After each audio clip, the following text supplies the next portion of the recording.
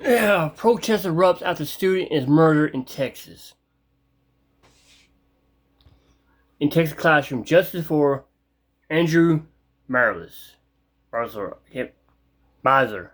Andrew Miser.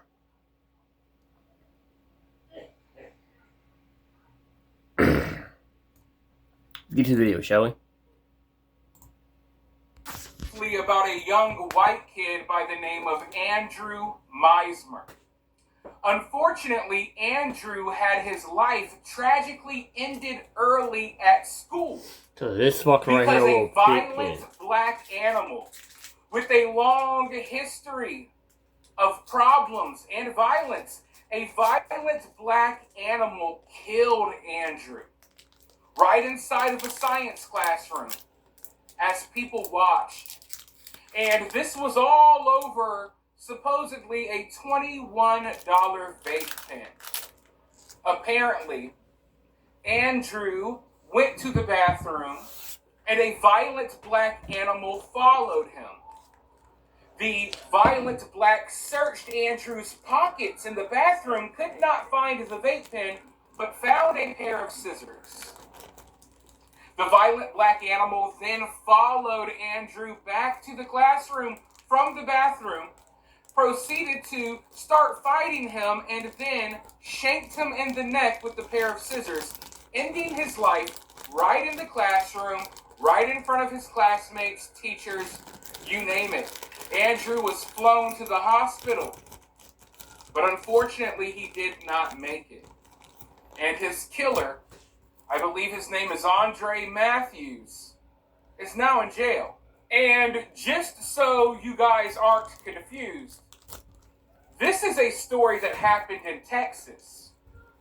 I'm not talking about the white kid who was shanked by a pair of scissors or shanked by a violent black animal with a pair of scissors down in Atlanta, okay? And look, if you're offended by me calling them violent black animals, I don't care. I'm not going to call these creatures kids.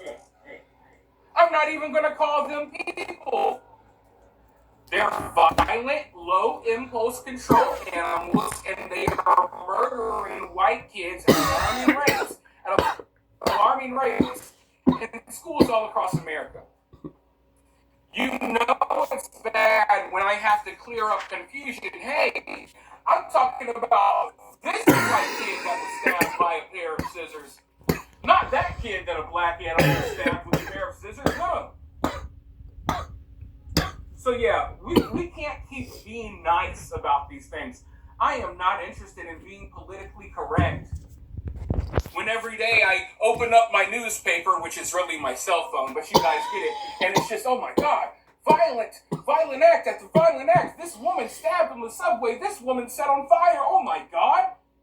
Did a violent black animal just throw acid on this woman's face? That's another story that happened recently. A white woman walking in the park just had a violent black animal run up on her and throw acid in her face. So I'm going to start calling these people what they are. And that doesn't mean that I think all black people are violent black animals. But there's damn sure a lot of them that act like it. And I'm not going to sit here and pretend otherwise. Look at the news. And you tell me if you can still pretend otherwise. But as I was talking about this story yesterday, something happened that kind of warmed my heart a little bit, because boy oh boy is my heart getting cold lately. Apparently some students from Andrew's school, they walked out and they started protesting. Because you see, the violent black animal that killed Andrew had a long history of disciplinary problems. He should have not. Look, the things that this kid has done, and I say kid even though he's a violent black animal, the thing this has done, no business being in school. The animal that killed Andrew had no business being in school. A long history of problems. A long history of harassing other students, some of which protested yesterday outside of the school. Now, before I go any further, because this story is really working me up, I want to go ahead and play this news clip. Before I play the news clip, though, do me a favor. Hit the like button. Share the video far and wide. No one else is going to know about this news unless we spread it, because when white kids get killed by black animals at school, they always try to cover it up. So spread this news. Comment below. All of that good stuff. If you're feeling generous for the holiday season, you can always donate via Cash App or Super Thanks, because we know YouTube does not like me talking about this stuff, but I'm going to talk about it anyway. With that being said, though, let's roll this news clip, then I'll be right back with more. It's been a heartbreaking day watching students from Sterling High School stand out here for hours protesting against their school district and the school district leaders. They say in their minds Andrew Meismer did not have to die, but now that he is dead, he deserves justice. Justice for Andrew! Justice for Andrew! A constant stream of students stood in front of Sterling High School all day, demanding justice for their friend and classmate, Andrew Meismer. He was a great guy. He didn't deserve this. And the school district is out here. They're not separating these kids that clearly aren't fit to be in a normal classroom environment and are a danger to other students. Multiple students say Meismer was stabbed on Wednesday in science class after he got in a fight with the other student. But they also say the stabbing suspect has a long disciplinary history at school. A few teachers were complaining about the student beforehand about all the assault charges and knives that he brought on campus, but nothing was ever done about it. The students told us that despite repeated offenses, the 18-year-old suspected of stabbing Meismer was always allowed to return to school. My main problem with them is that, it's just business as usual. Even though a child is dead, somebody's child died on their property, and it's like, come take your finals and go to school. Justice for Andrew! Students say Andrew Meismer and his family deserve so much more transparency. I think that it was crazy. I don't think that should ever happen to anybody, no matter what they have done. The students say they will be back here tomorrow morning once again to protest until their voices are heard. We should note we have repeatedly asked the school district to speak publicly about this because clearly the kids want to hear something, and so far we have been met with silence. Seeing those kids out there protesting, it warmed my heart. It made me feel just a tidbit better about this situation. Because you see that there were kids of all races out there. You had Asians, Spanish kids, white kids, black kids, all of which understood that what happened was wrong. All of which felt strongly enough about it that they wanted to go protest. And that makes me feel good, because we do need to come together and stand against the crazy violence that we're seeing. But the problem that I see so often is every other group of people will come together to stand against violence, but the black community. The black community, for some reason, they always feel the need to stand by their murderers and killers, and they celebrate when a black person kills a white person or a white kid, right? I mean, we see it so often. And if you don't believe me, go on social media right now. I guarantee you, I haven't even looked into it, but I can guarantee you, they're out here laughing it up. They're probably so happy that another white kid was killed in school, because we know they loved it when Carmelo Anthony killed Austin Metcalf. But seeing everyone come together from different races to take a stand against something that was wrong, I like that, because that's what we need.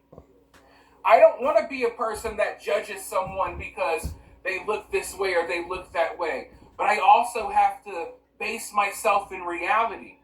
And when I look around me and I see that the majority of violence is committed by black people, when I look around me and I see news stories about white people getting killed by black people every single day, but you rarely see a story the other way around, it's hard not to just call things for what they are. You know what I mean? And it's a reality that a lot of people don't want to face. It's a reality that a lot of people don't want to accept, including myself. But what do you need? What do you want to happen? Really ask yourself that question. Is it going to take your kid getting shanked in the neck at school by a black animal with a pair of scissors? Is it going to take your kid dying on the cold science floor classroom or the science classroom floor? Is that what it's going to take for you to realize there's a problem? And I'm not sitting here telling you that I know the solution. But what I am telling you is if it's possible, it looks like we have no other choice. If it's possible, you try to avoid these kinds of people as much as you can. And if your kid is in a school with an overwhelming amount of these kind of people, consider doing whatever you can to get them out of there before they end up like Andrew, before they end up like Austin Metcalf, before they end up like the autistic kid down in Atlanta that had his face disconfigured because a black animal decided to shank him dozens of times with a pair of scissors right in the face. So, if you want my advice, I would say do something now before you're dealing with a situation like that with one of your kids. Because look, I mean, not only is that a horrific thing to happen, to have your kid be attacked in some way or killed at school by one of these people, that's already bad enough. But if something like that happens, your kid, your family will never get true justice. Okay? Not only will they cover up what happened to you or your kid if a black person does something to you, they will ensure that the person who does something to your kid avoids accountability as much as possible. Yep. They